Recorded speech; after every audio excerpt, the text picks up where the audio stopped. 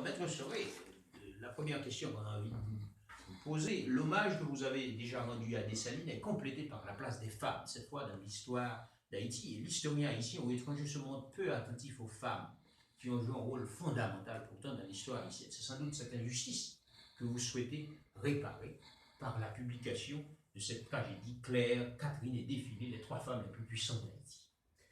Oui, cette pièce, effectivement, Claire, Catherine et Défilé, a un objectif précis, effectivement, réparer une injustice.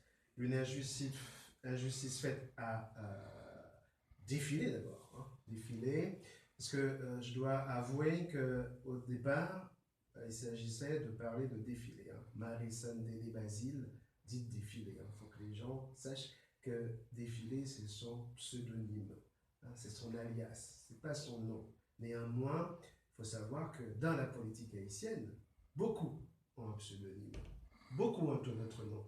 Alexandre Pétion ne s'appelle pas Alexandre Pétion. Son nom de naissance est Alexandre Sabès. Jean-Jacques Dessalines, c'est Jacques Duclos. C'est-à-dire que Dessalines sera ajouté après en changeant, bien sûr, d'appartenance en fonction on va dire, des familles d'appartenance. Tout ça, l'ouverture, même chose, etc. C'est un pseudonyme. Vous voyez que, première chose, et Défilé, l'idée était que, après avoir fait ma première pièce de théâtre, c'était Choukoun, qui a été jouée en l'année 2000, il y a une dame qui est venue me voir, qui m'a dit, c'était très bien, mais maintenant, je veux que vous fassiez une pièce sur Défilé. C'était un défi. J'ai dit, mais ok, pourquoi pas? Je vais y réfléchir. C'était l'année 2000. Et depuis l'année 2000... Et on est en 2017. Et on est en 2017. J'ai réfléchi. J'ai cherché comment trouver un moyen de parler de Défilé. Et au fur et à mesure, la pièce s'est construite. Et il y a 2 ans, je crois, j'ai fait une conférence sur Dessalines à l'invitation de l'ambassade d'Haïti à Paris. Et pendant mes recherches, je suis tombé sur une pièce fondamentale, c'est-à-dire une lettre d'Alexandre Pétion, que j'ai trouvée dans un ouvrage de l'Instant de Pradine, hein, personnage très important dans l'histoire d'Haïti, juriste, historien, entre autres, et cette lettre a déclenché le reste.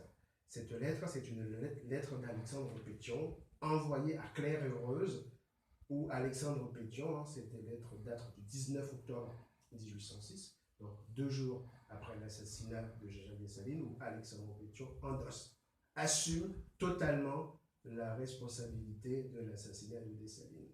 Pour Alexandre Pétion, il s'agit d'un tyrannicide, donc Dessalines est un tyran, il a été tué, et pour d'autres, il s'agit d'un régicide, c'est-à-dire que Dessalines n'était pas un tyran, c'était un empereur, il a été assassiné, et ce n'est pas un tyrannicide. Vous savez que pour les juristes et pour tous les politologues, le tyrannicide est possible dans toutes les sociétés, tandis que le régicide ne l'est pas nécessairement s'il n'y a pas un cas grave, et s'il n'y a pas un jugement, s'il n'y a pas un problème de justice. Donc nous sommes là, au cœur d'un conflit important, où il y a l'histoire, le droit, la politique, et puis il y a la dimension religieuse, hein, parce que c'est un empereur, il a été sacré. Bien, donc j'ai trouvé le deuxième élément, j'ai Défilé, j'ai Claire Heureuse, et surtout, ma réaction était de dire que Claire Heureuse, en tant que femme de Dessalines, ne peut pas accepter cette lettre. Où Alexandre Pétion non seulement endosse la responsabilité, mais essaye d'obtenir l'assentiment de Claire Heureuse sur l'acte qu'il a accompli. Et puis je me suis dit, mais il faut un troisième personnage. Il faut aller chercher un autre lien entre Dessalines, Claire Heureuse et Défilé. Et le troisième lien m'est venu